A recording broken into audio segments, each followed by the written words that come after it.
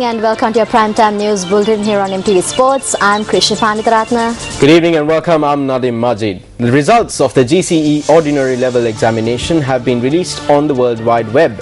Commissioner General of Examinations WMNJ Pushpakumara said that the results could be obtained by logging on to www.donets.lk.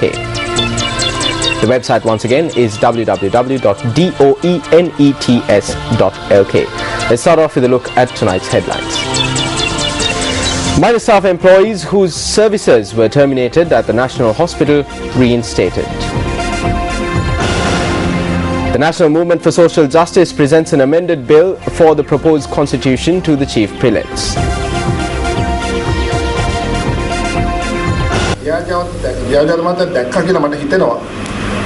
ජනාධිපති ක්‍රමයක් තියෙන්න ඕනේ ස්ථාවර රටක් රටක් ස්ථාවර කරන්න කියලා. Enjoining order issued preventing Nishantha Ranatunga from being reappointed as Secretary of Sri Lanka Cricket. A decision has been taken based on a directive made by the Minister of Health Maithripala Sirisena to reinstate casual health attendants whose employment was terminated after they refrained from duties at the National Hospital yesterday. Trade union action commenced on Monday against the transfer of a minor staff employee attached to the National Hospital. Later, the Maliga Kanda Magistrate Court issued an enjoining order suspending the trade union action and for the transfer recommended by the Public Services Commission be implemented immediately. The Ministry of Health decided yesterday to terminate the employment of all casual health attendants of the National Hospital who reported for work but engaged in trade union action without obtaining prior approval. However, the casual health attendants were reinstated based on letters of promise handed over by them. However, trade unions charged that it was the government that crippled the trade union action. An enjoining order was issued to suspend trade union action. An era has now dawned where trade unions should come together to form a collective in order to face such enjoining orders and to decide what should be done about the orders.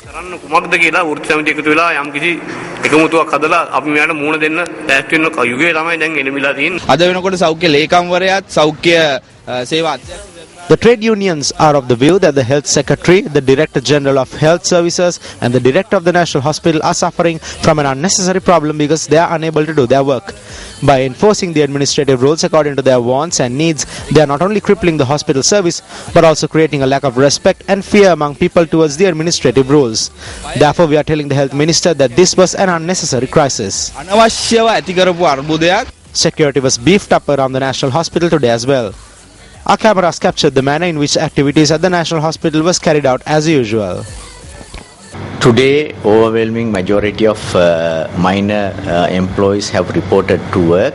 So therefore, the sections of the hospital like outpatient departments, clinics, theatres, ICUs are in working order. And they pleaded me to reinstate them in the service, and that they in writing have given me the pledge that they would not resort to any disturbances. So therefore, we have once again placed them in the respective units under the close supervision of the respective heads.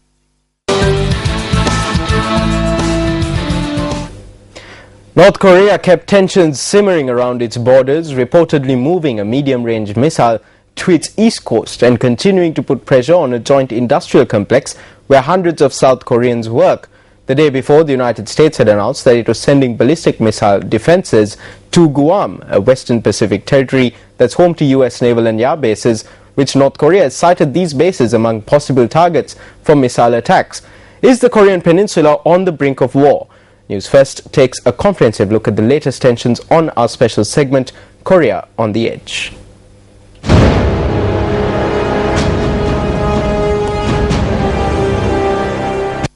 North Korea ramped up its rhetoric yesterday, warning that it has authorized plans for nuclear strikes on targets in the United States. Now, the North Korean military said, and I quote, "Moments of explosion is approaching fast, and that war could break out today or tomorrow," unquote. North Korea barred entry to a joint industrial complex it shares with the South for a second day today. The Association of Companies Operating Factories at the Kaesong Industrial Zone said the North had told them to pull out by April 10th. Meanwhile, South Korean workers returned from the Kaesong Industrial Zone in the North as North suspends workers' entry into the areas.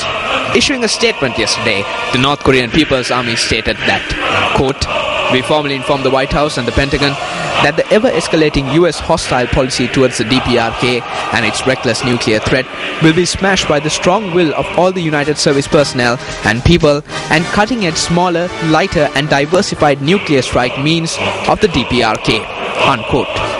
The statement further read that war could break out in the peninsula as early as today or tomorrow. Meanwhile, Pyongyang says its military had been given the final approval to launch a nuclear strike.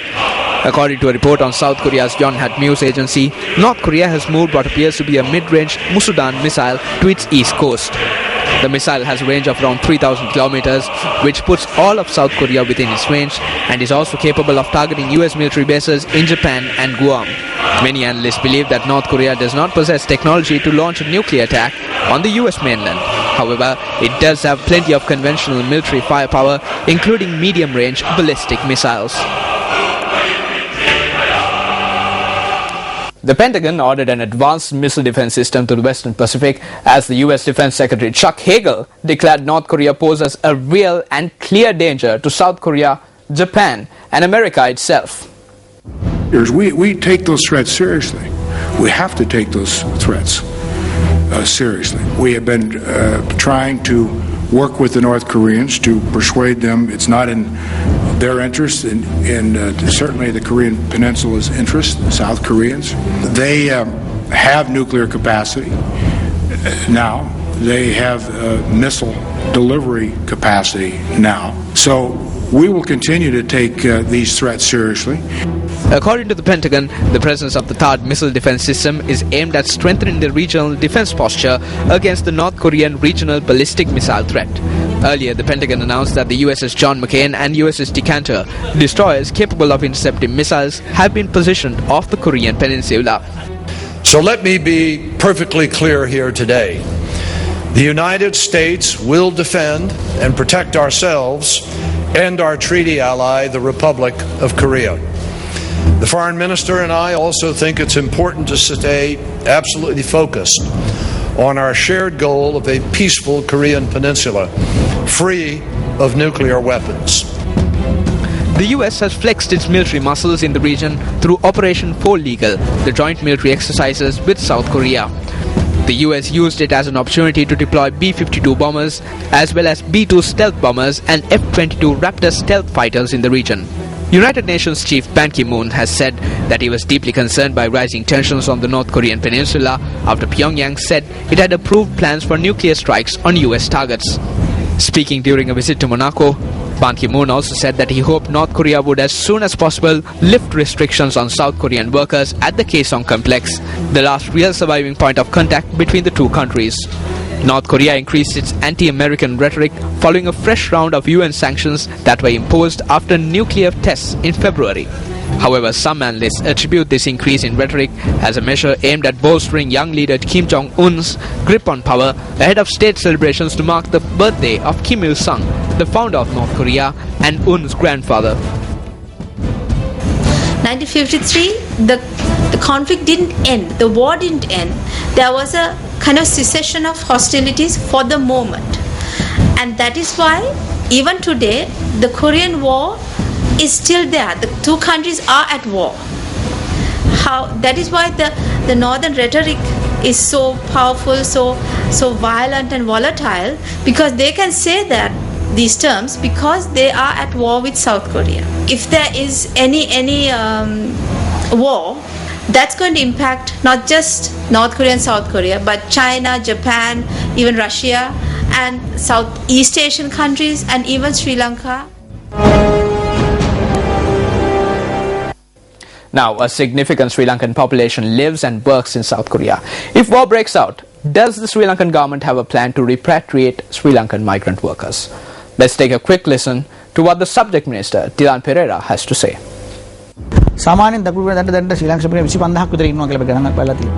there is a Sri Lankan population of around 25,000 in South Korea. We are aware and conscious that North Korea has declared a state of war. This could be a false threat. However, we are ready to ensure the safety of our people and repatriate them if necessary. We have taken steps in this regard, therefore there is no cause for fear.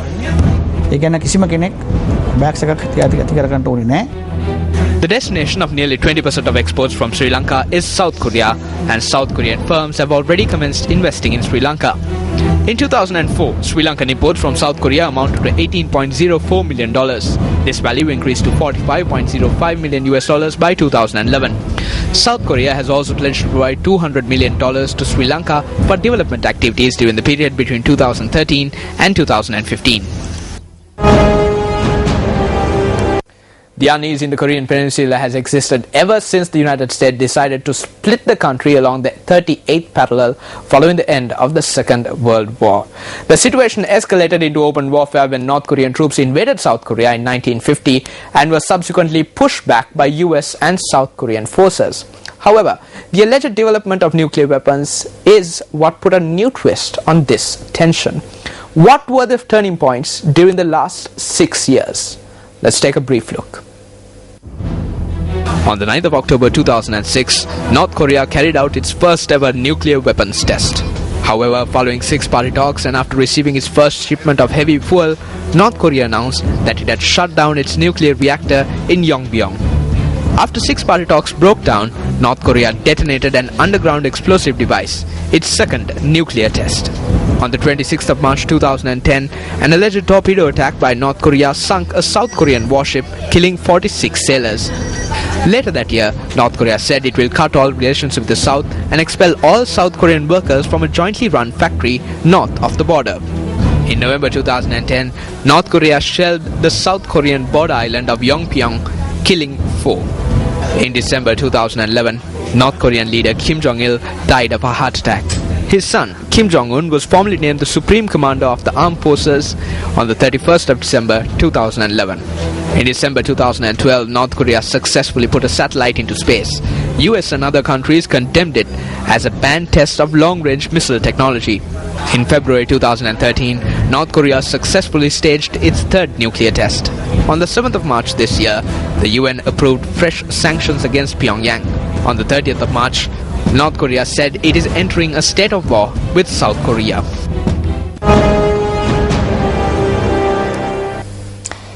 Opposition leader Ranil Wickremesinghe has requested the Indian president to focus special attention on Sri Lanka and strengthen friendly ties between the two countries. Issuing a communique, the United National Party said the opposition leader had met the Indian president in New Delhi.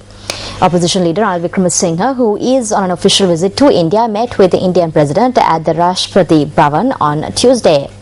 Indian President Pranab Mukherjee reiterated that India has constantly regarded Sri Lanka as a friendly nation and will work for the best interest of the island nation.